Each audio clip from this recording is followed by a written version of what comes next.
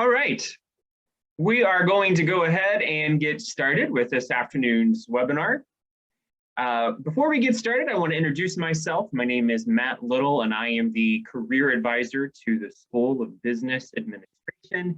And this afternoon, we are completing our senior series with today's topic, There's Hope in the Job Search. Before I jump into this afternoon's content, a few quick things. First, in the chat, I am sharing a link to a Google Doc from Career Services that we ask you to graciously complete when our time together is over this afternoon. The link to the survey that I sent will take you to a survey that basically just asks what your thoughts were about this afternoon's webinar, what worked, and maybe what would you hope to be different in the future. Any feedback you can give us really helps us know how we served you and how we can serve people even better in the future. As I said, you are welcome to keep your cameras off. I know all of us have Zoom fatigue, especially at the end of a long day, after a long semester, and after a long year. So I am here to help you. If it's more comfortable to keep your cameras off, that's fine. That said, there are about 10 of us on the call. So if you have questions, this can be as relaxed and as conversational as you would like. So you are welcome to unmute yourself, ask a question along the way, but I'll definitely make sure to leave time for Q&A at the end. So give me a second, and I'm going to share my screen.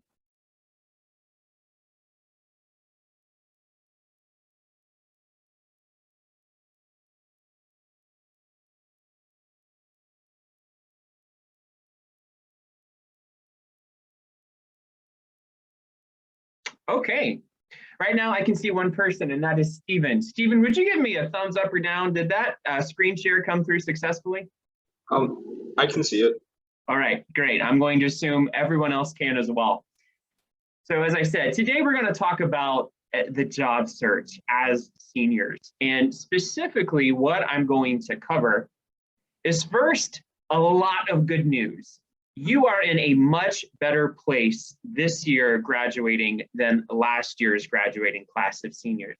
And I'm going to explain why. If you're feeling anxiety about the economy, the pandemic, its effect on your opportunities, there's actually a lot of good news that I think will calm some of your nerves. So we're going to start there. Then we're going to focus on what do we know really to be the current situation in the marketplace, in hiring trends, who is hiring, which industries seem to be adding the most jobs and seem to be in the most demand. Then we're going to end with a review of what I call the SNAP strategy. And essentially, it is a well-rounded approach to a job search, which would include searching for the job, networking intentionally with the organizations and companies you're trying to pursue, applying and pursuing and following up with those opportunities. I'm going to focus specifically on networking and pursuing. And then, as I mentioned, there will be plenty of time at the end for Q&A. So let's go ahead and jump in and let's talk about the good news that I think should give you some optimism as you head towards graduation. First of all, we recently just saw at the end of last month that companies hired the most in 6 months during the month of March, adding more than 500,000 jobs to payrolls around the country. What is causing this? Why is this the case? Well, it's because of some really exciting trends that we see, that we've really seen pick up over the last couple of months. According to Bloomberg, the #1 reason, most significantly, is because of the accelerated vaccine distribution. Especially in February and March, we have seen a higher than expected rate of access to vaccines, and that's really improving the situation. Businesses and industries are really moving towards reopening, specifically in those parts of the country where COVID cases are low and where they are staying low, where they are decreasing.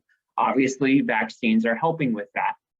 Also, economists are noting that the $1.9 trillion relief bill that was recently passed by the president and Congress, it includes funding for vaccines. Specifically, it includes funding for small businesses, and as we've heard a lot about, direct payments to households. What that is doing is increasing consumer confidence. Right now, it is at the highest that it's been in over 12 months. If these positive conditions continue, which they are expected to be, spending should be stimulated, and that's going to lead to continued increase in hiring. And we're seeing that even on the college side. There is an organization known as the National Association of Colleges and Employers, and they poll companies all throughout the year about what they expect when it comes to hiring upon graduation.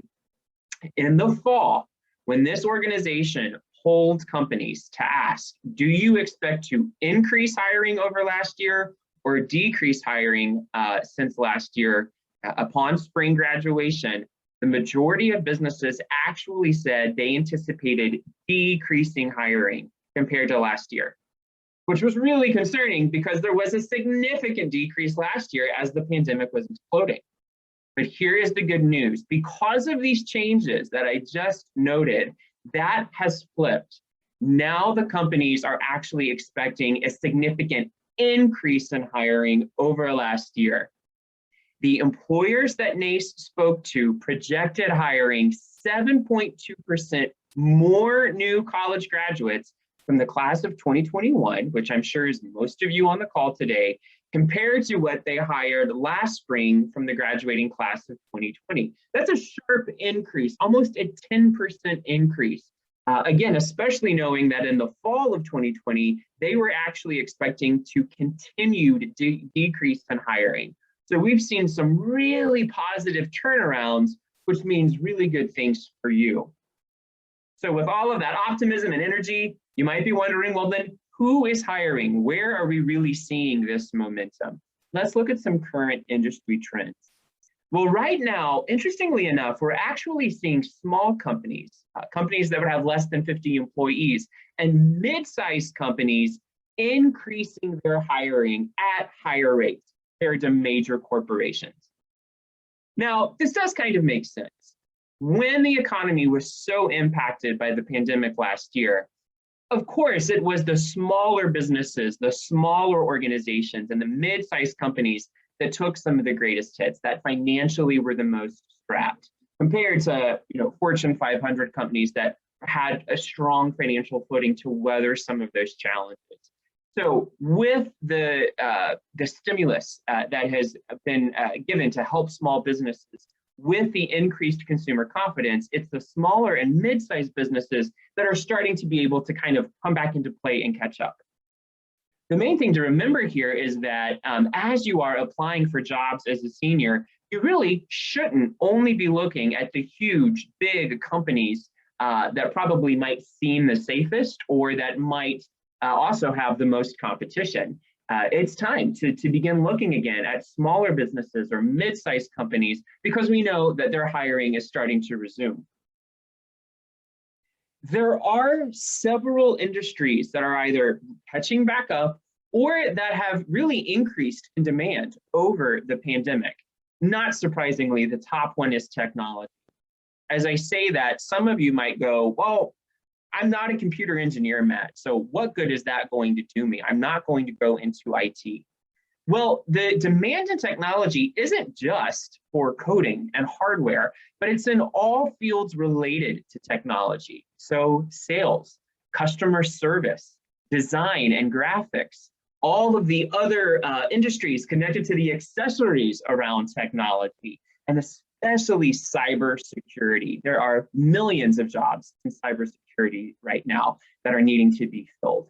So just about any degree that you would have coming out of the University of Dayton, there is probably some role open related to your major that is in the field of technology. Of course, healthcare and pharmaceuticals continues to be in demand, but so is e-commerce. As people have been working from home, as people have been limited in their ability to go out, e-commerce has significantly increased. We all think of Amazon, but online purchasing in general has really increased. And because of that, logistics and supply chain is also an area doing a lot of hiring right now.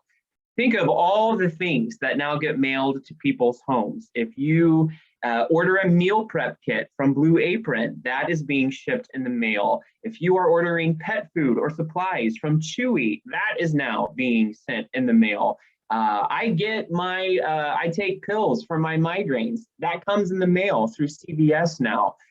So it's not just the online merchandisers that are seeing an increase in sales, but it's all the shipping and planning and logistics and supply chain to make sure those things get to you at your home that are also seeing a big increase in demand.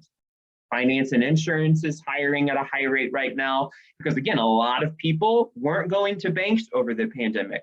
So many of those services transitioned to mobile and virtual, and that's where we're seeing the greatest need. Social media, not a surprise, seeing a huge increase, and that would include organizations like LinkedIn, in addition to the more traditional social media platforms that you might be thinking of, and streaming services, obviously, huge right now over the last year because of the pandemic. And behind the scenes, digital marketing, data analytics, incredibly important in this increasingly virtual world, as is sanitation and waste management. Specifically waste management, a lot of people are working from home now, right? So garbage collection, sewage being used at higher rates than before. The areas that are really starting to catch up specifically would be leisure and hospitality, recreation, and travel. There are some large employers like a Walt Disney World where hiring is still frozen because it's going to take time to recover. But as vaccines continue to be distributed, as restrictions continue to be repealed, people are going to be traveling again. It's one of the reasons we're seeing a small increase in gas prices because demand is finally increasing after people have been staying at home for so long. So if you have interest in going into those fields, you'll see more opportunities this year than you would have last year. There are some cities, there are some major metropolitan areas that are actually right now seeing higher hiring rates than where they were pre-COVID.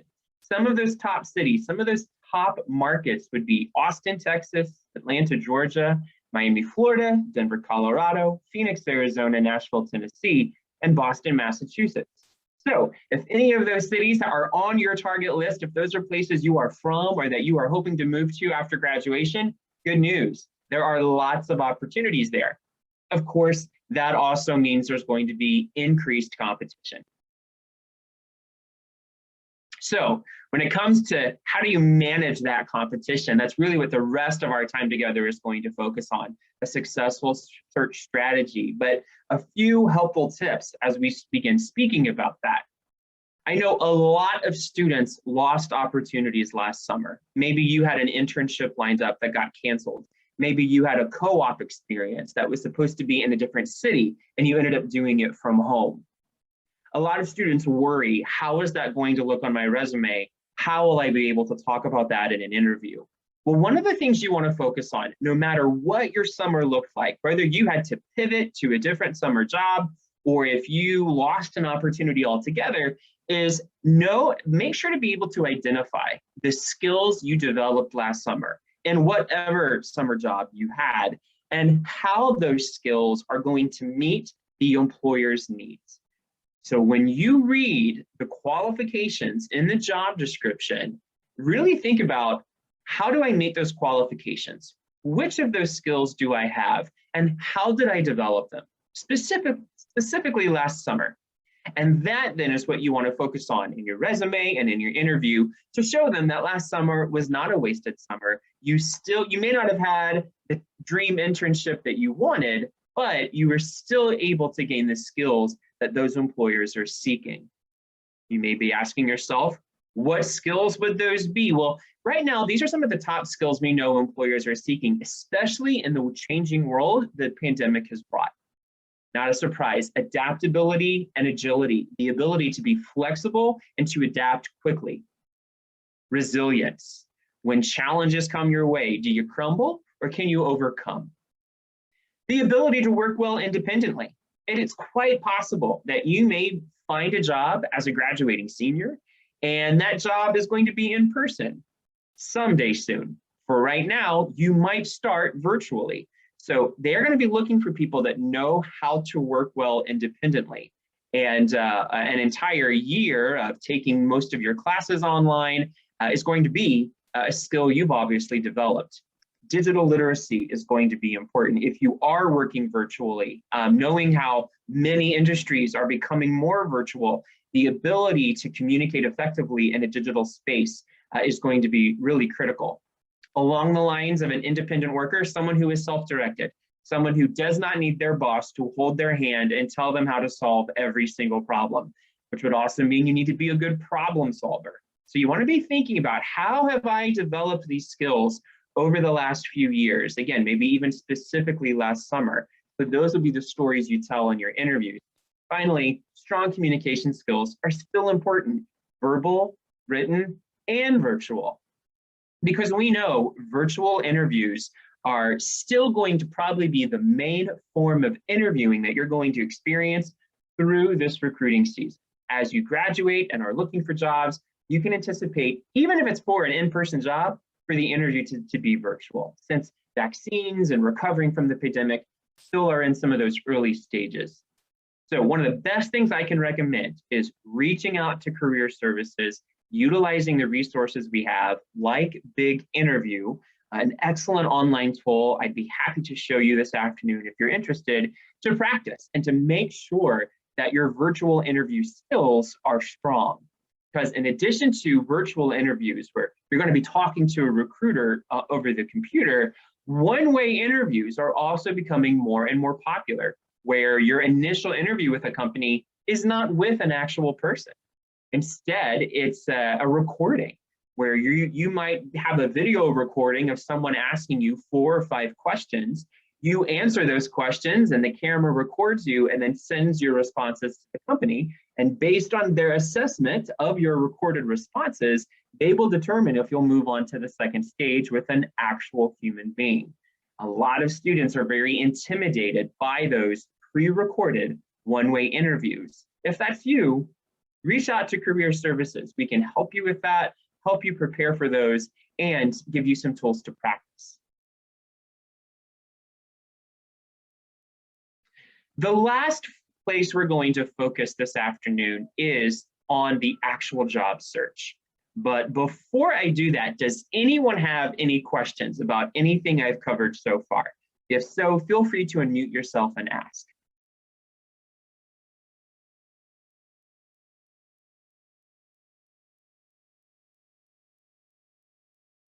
Okay. Looks like we're covering topics pretty well, so I will continue moving into specifics about the job search. Let's take a moment and actually talk about the search. A lot of students approach the job search like they're shopping on Amazon or eBay. They view themselves as a customer looking for a product. So what does that mean? Well, it means that they go online, they look at websites with job postings like a LinkedIn or an Indeed. They find the jobs they're interested in, kind of like finding the products they want to buy, and they submit their resumes. And then in the same way, if you have Amazon Prime, you wait a couple days for that package to arrive. After applying, they wait a couple days and expect the company to call them. Unfortunately, though that is the most common approach to looking for a job, it is also the most ineffective. Because in your job search, you are not the customer. You are the product. The customers are the companies that are doing the hiring.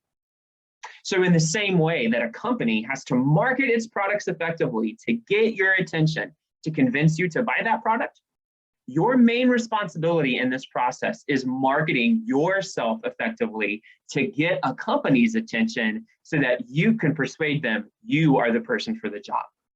The good news is there are many different ways that you can do that, and it's what I'll cover in the rest of our presentation. When it comes to successfully looking for a job, especially implementing a strategy where you're going to be able to stand out and get a company's attention, I encourage you to remember the word SNAP, the SNAP strategy. SNAP stands for search, network, apply, pursue.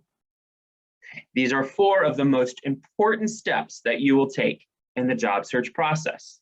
What do they mean? Well, when it comes to search, what I'm talking about is what are the resources you use, where are the places you go to look for opportunities, and organizing that information for yourself. Then networking. Over 70% of people that land a job where you have a connection. Though the economy is recovering at a pace we are excited about, there is still a lot of competition out there for most jobs. Right now, the average job is getting over 250 applications. So you have to not just apply, you have to figure out, how am I going to get noticed, right? How do I market myself effectively to get their attention, to stand out from the crowd? Networking is one of the best ways to do that. So we're going to spend some time talking about how you can effectively do that. Applying, you want to make sure you're submitting the strongest resume and cover letters possible. Now, we've already had a workshop about that, so I'm not going to spend a ton of time on resume design today. If you have questions about that, I'm happy to answer it, but there's a million ways we can help you with your resume or your cover letters, so feel free to always reach out to Career Services if you have questions about that. Finally, pursue. Even though you've applied, even though you might be networking, your job is still not done once you've submitted that application. You need to follow up with that company. You need to go after that opportunity. Show the company that you're interested. Take that initiative. We'll talk about ways that you can do that. All right, so let's jump in. First of all, the search. Where do you go to find opportunities? Well, the first place that I would recommend is Handshake.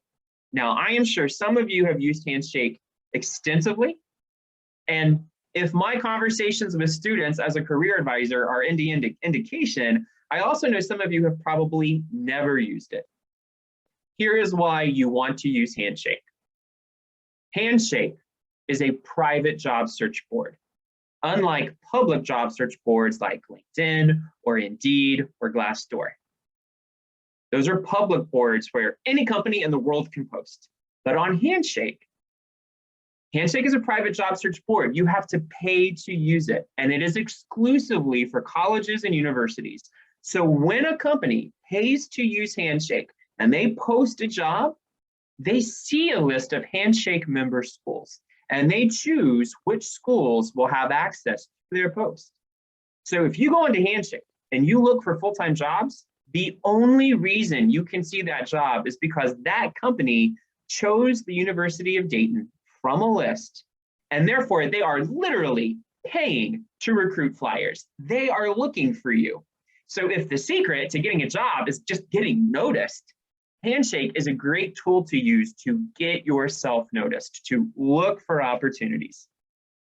When you're looking for opportunities, remember, some companies are not going to be going back in person. So remote opportunities are probably going to be more plentiful this year than they've been in the past. So when you're using Handshake, you can use filters like location to find jobs in your target cities, or you can just search remote work and look to see if there are any full-time jobs right now that companies are trying to hire for that would be remote, meaning you could do that really anywhere in the country. That said, Handshake is not the only job search board you want to use. There are others I would encourage adding to the mix, like LinkedIn, like Indeed. There are also some industry-specific websites. So if you are really wanting to work in the nonprofit sector, check out idealist.org. It is exclusively for nonprofit jobs. If you are interested in working for the government, specifically the federal government, if your dream is to go into the FBI, you want to look at usajobs.gov. That is where all federal government jobs are posted. So do you need to use 15 different job boards? You don't. If you're using Handshake and 2 or 3 other reputable job boards like some of these listed here, that's really going to show you most of what is out there at the companies that you're trying to get to in your target cities. I mentioned how organizing this information is also important. What I would recommend doing is creating a target list, a Google Sheet or an Excel where you can keep track of the companies that you apply to. Because once you've applied to 5, 6, 7, you're going to start forgetting, where did I apply and when? When that company calls you back, you do not want to answer the phone and say, who were you again? What was the job I applied for? You want to be able to pull up that information quickly, access that information, and have an informed conversation with the recruiter. So what might that look like? Well, this would be an example of a target list where you're tracking the company you've applied to, the position you've applied for, when you applied, maybe also include the contact information for the company, and a couple columns for notes or connections you might have there. Not only is this going to make your life easier and more manageable, but this is also a fantastic tool to use to learn from others, companies or organizations you might want to consider. Handshake, LinkedIn, Indeed, they're going to have lots of jobs posted that you can apply to. But there are some companies that don't recruit on LinkedIn or Handshake or Indeed. So how do you find some of those other opportunities that may not be as publicly advertised? Oftentimes through your personal network. Notice that this Google Sheet has a green share link in the top right-hand corner. I would recommend sharing your target list with your personal network, your family, specifically your extended family, your friends, the parents of your friends, your neighbors, right? Anyone in your life that cares about you, that you think would be willing to help you. Because one of the things they can do if they get access to your target list is they can add companies that they recommend you take a look at. Maybe they have a friend or a connection at a company that is hiring, and it's not a company you found on Handshake or LinkedIn or Google. So because you shared it with your neighbor, or because you shared it with your uncle or aunt, or because you shared it with a former manager or mentor or coach, they can help you. They can basically inform you of the opportunities they're aware of that you never would have learned about if you hadn't reached out and asked for that help. So yes, use the internet, use job boards, but remember the value of your personal network. In addition to recommending places you can look, they can also help you connect to people that you need to get to know. The other value of sharing your target list with your personal network, those people that you know back home or those connections that you have in your target cities, is those people can tell you who they know. They can look at your target list. They can look at the companies you've applied to, the places you're trying to get to, and they can let you know if they know anyone at those places. Oftentimes when I talk to students about this, they'll kind of brush me off because they'll say, well, I'm an accounting major and my dad is a nurse and my mom runs a small business out of the house, and my aunt is an elementary school teacher, and my neighbor who I mow for is retired, and my baseball coach just moved, right? So I don't have anyone in accounting in my city that I can turn to. Well, it's not so much about that, right? Yeah, maybe your dad's a nurse, but what friends does he have? Yeah, your neighbor is retired, but who does she still know in the working world? Your former baseball coach, maybe they moved, maybe they don't live in Chicago anymore, but who do they still know in the city that they might be able to help you connect to?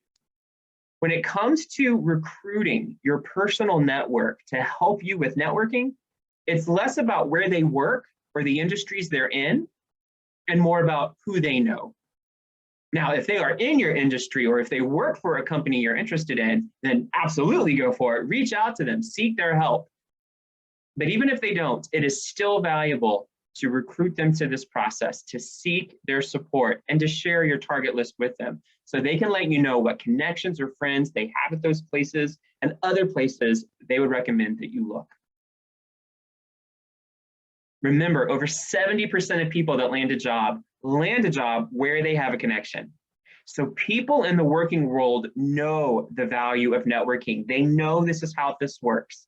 So even if you're uncomfortable thinking about asking them for help, this is how it works.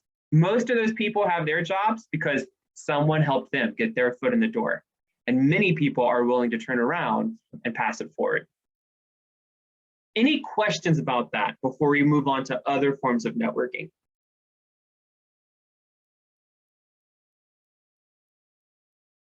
Okay, we have a little bit under half an hour left, so let's move on to building additional connections for yourself.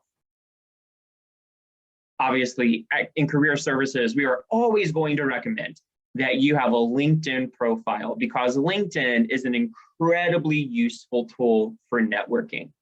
There are ways that you can connect to alumni that I will show you in just a second, but there are also ways that you can connect to other individuals at companies that might be interested or willing to help you.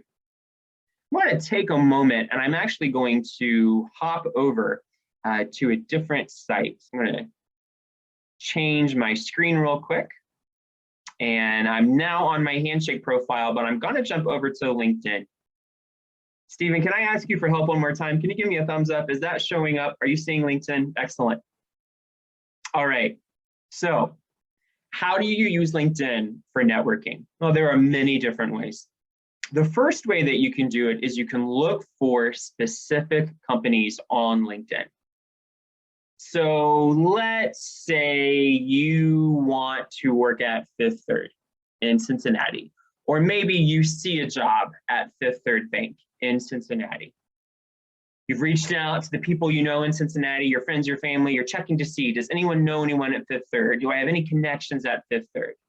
But you can also check LinkedIn to see what other connections you might have there. When you're on the company's page, you're going to see this link right here, the employee list. Click on that employee list. And when you do, you will see every single employee that has a LinkedIn profile. Notice up here under all filters, there are lots of different ways to search this list. One of the ways you can do that is through school. So I'm going to add University of Dayton here. And there's UD. And now I'm going to show the results. There are 199 alumni working at Fifth Third, even the CEO, pretty impressive. So because you are an alumnus, you could potentially reach out to any of these individuals, especially those that are working closely to the job or to the specific department that you applied for. You might ask, well, what should I say? How would I do that? Well, let's say someone like Kyle would be helpful to speak to. You ask to connect with him and you add a note. And the note, you got to keep it brief. You only have 300 characters. What do you want to say? Well, you want to introduce yourself, reference your UD connection, and then just ask if they have time for a conversation. At this point, it would actually be too early to ask them for help in getting it. I would not say, hi, Kyle, my name is Matt. I'm a fellow flyer. Can you help me get a job at Fifth Third? He has no clue who I am. I need to build that relationship first before I ask for help. So at this point, what I would say is, hi, Kyle, I'm Matt. I'm a fellow flyer, finance major at the University of Dayton. I would love to hear about your time at Fifth Third. Do you have a quick 30 minutes for a conversation? That's all you're asking for, conversation. What we would call an informational interview, an intentional 20 to 30 minute conversation where you learn the person's story, how they got where they are, what they do, what their experience has been at that company. Once you've gotten to know them a little bit in the first 10 or 15 minutes of that conversation, you've established some trust, you've established some connection and goodwill. Then you can ask for help. So the second half of the conversation is, what advice do you have for me? I would love to work at your company. In fact, I just applied for a job there. Any tips on how I can stand out in the process? Any other people you might recommend I talk to at the company? And maybe that's when they put you in connection to a recruiter they know. That's the value of reaching out to alumni on LinkedIn. Many of them got their jobs through networking, especially with other alumni. So this is a great tool to use. Now, let's say you're looking at a company or an organization and there aren't any alumni. Well, that's okay. Because the next thing you can look at under the filters menu are job titles. So you may want to search something like recruiter or talent acquisition. That way you can try to find the people that are doing the hiring for the company. If I had applied to a job at Fifth Third by searching recruiter, I would find all these individuals that I might be able to reach out to.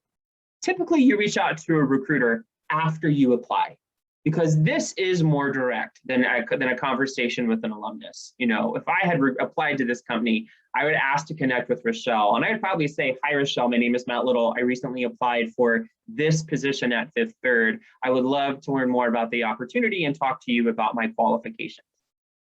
All in an effort to get the recruiter's attention so I can get on their radar, get noticed, and start that conversation with the company. Now, let's say, God forbid, there are no alumni at an organization. There are no recruiters, or they're not answering you. The last thing you can do is go up here to connections.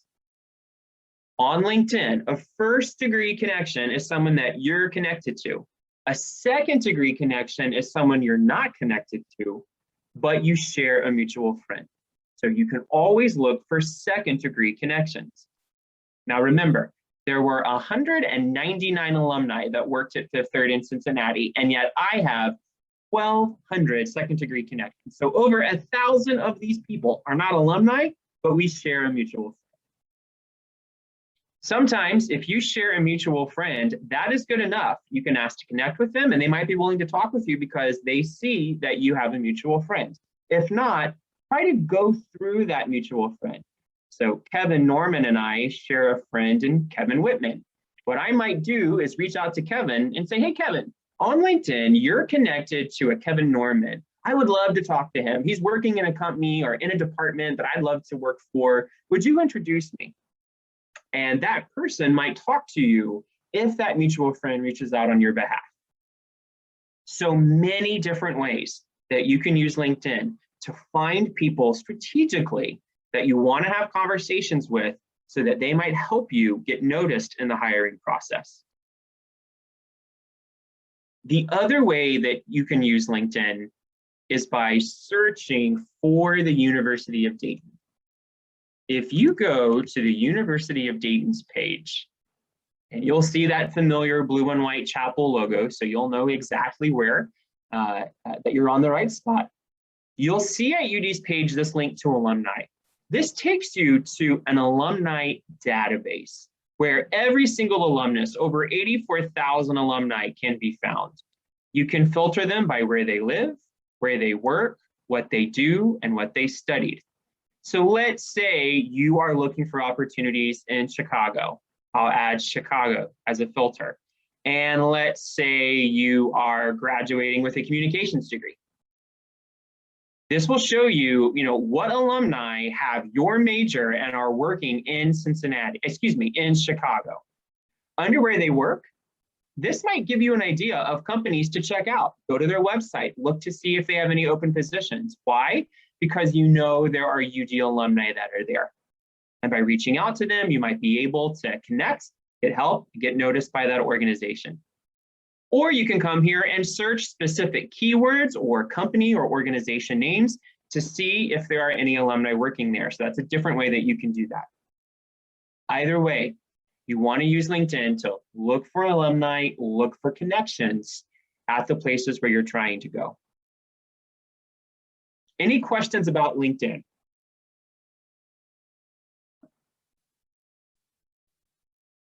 Okay, let's look at one more tool then for networking, and that is Flyer Connection. Maybe you're familiar with UD's Alumni Mentoring program. The Alumni Mentoring program is a program that will connect you with an alumnus, and you'll have a year-long mentoring relationship. This also goes for young alumni. The first few years after graduation, you can still be a part of that program for mentoring. Some people love it. Others say, "I don't really have time for a year-long mentoring relationship." So if that's you, you may want to use Flyer Connection for flash mentoring. Flash mentoring is short-term, maybe just one-time conversations with an alumnus. On Flyer Connection, you can create a free profile for yourself, and then once you do, you can go to explore the community. And what you'll find is a database very similar to the one that I just showed you on LinkedIn. The difference is that LinkedIn database, that's a public database. Most of the alumni don't even know that you can access them in that database. So you can reach out to an alumnus on LinkedIn, but the average response rate is probably somewhere between 20 to 30%. On Flyer Connection, all of these alumni had to create these profiles. They volunteered with UD to act as a connection, to act as a mentor for you. So the response rate on a resource like Flyer Connection, much higher, over 50% for sure.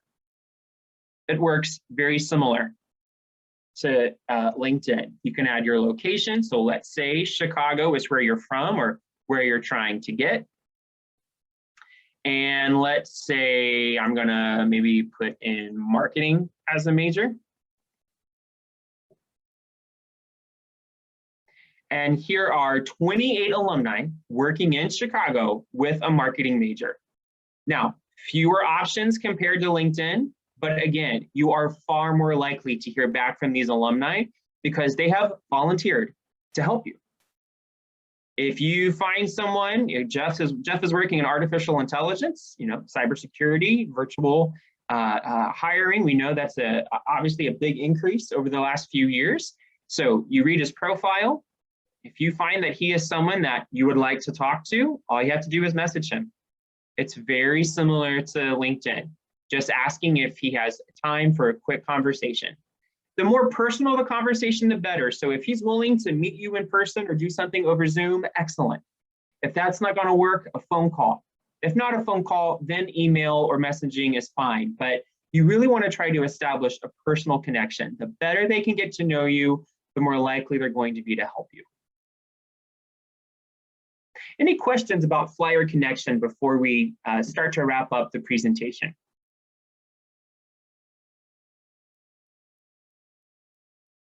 Okay, then I'm going to go back to the PowerPoint.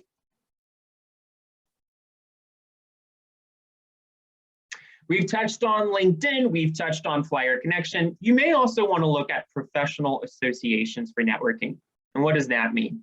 Well, let's say you are a marketing major. There is an organization that is known as the American Marketing Association, and they have chapters in most every major city in the United States. So you may want to check out organizations that are associated with your industry of choice and see what networking opportunities or young professional opportunities or college student opportunities they might have so you can meet other professionals in that industry, specifically in your target city. Right now, a lot of those events are virtual, so you have greater access to them than ever before. The P in this SNAP strategy is pursue. Now, what does that mean? Well, what I mean by pursue is once you've applied, you cannot just rest on your laurels and hope that at some point the company calls you back. What I would recommend is waiting 2 business weeks. Give the company time to process your application. Give the company time to maybe hear from the connection you have and work at getting to your application. But if 2 weeks have gone by and you haven't heard back, it's time to follow up. The longer the amount of time that passes without you hearing back, the less likely your chance that you're actually in the running. Companies would rather fill a position quickly with someone that is good enough than take forever to find the perfect candidate, because time is money. No matter who they hire, they're going to have to train them. There's going to be a learning curve, right? So they know it's not worth waiting for the perfect candidate. So it's not just about applying, but it's about getting noticed quickly after you have applied. So once you've applied, wait 2 business weeks and then follow up. I would call or email the company to introduce yourself, to express your interest in the role, and to provide your contact information and request to follow up. It may sound something like, hello, my name is Matt Little. I applied for your marketing coordinator position on April 12th. It's been a couple of weeks. I haven't heard back and I wanted to follow up. I'm very interested in this opportunity. I am confident I would be a great fit for this role and I would love to talk to somebody about it. Here's my phone number. Here's my email. I hope to hear from you soon. And that's all you got to say. If you leave that voicemail and a week later, you still haven't heard back, I would try again. Maybe switch up. Maybe instead of doing a phone call, this time do an email. If you send the email and a week later you still haven't heard back, I would try one more time. I would call again. I would email again. Maybe try both. I would encourage 2 to 3 follow-up attempts before giving up and moving on.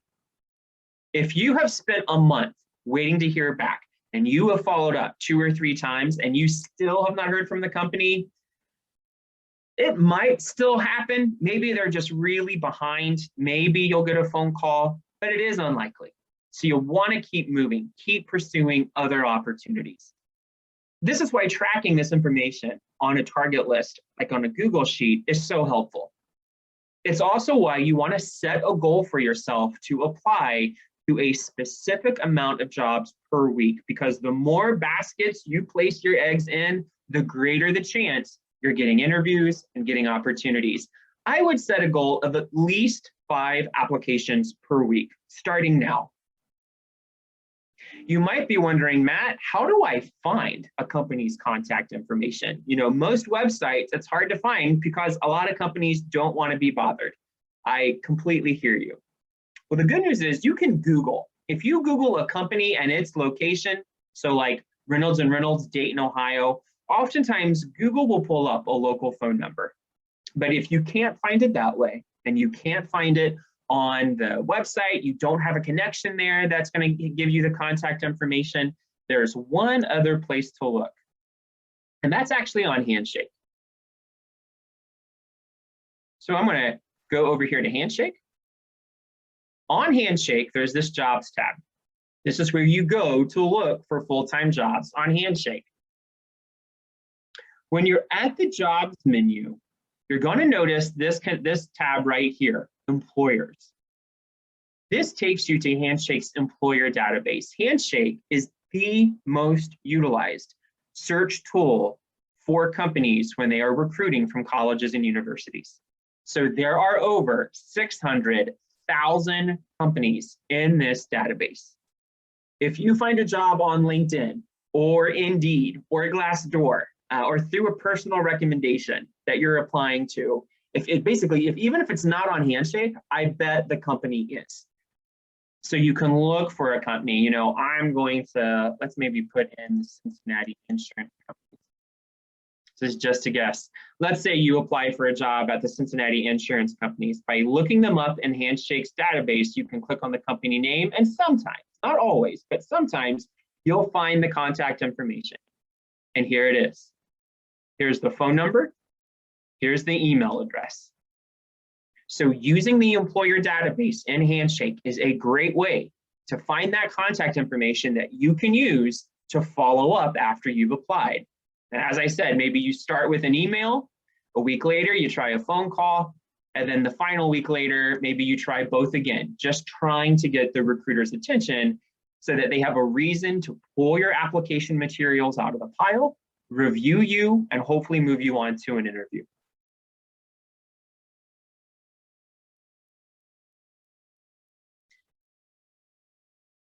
While the economy is recovering at an exciting pace, we are still not where we were before the pandemic, at least in most places around the country. So you do have to put in a little bit more work, a little bit more effort than classes did 3, 4, 5, 6 years ago. So what does that mean? It means networking is more important than ever. It means taking the time to pursue, to follow up, taking the initiative to stand out to the company and to look like someone who is enthusiastic about working there. It's worth your time and your effort.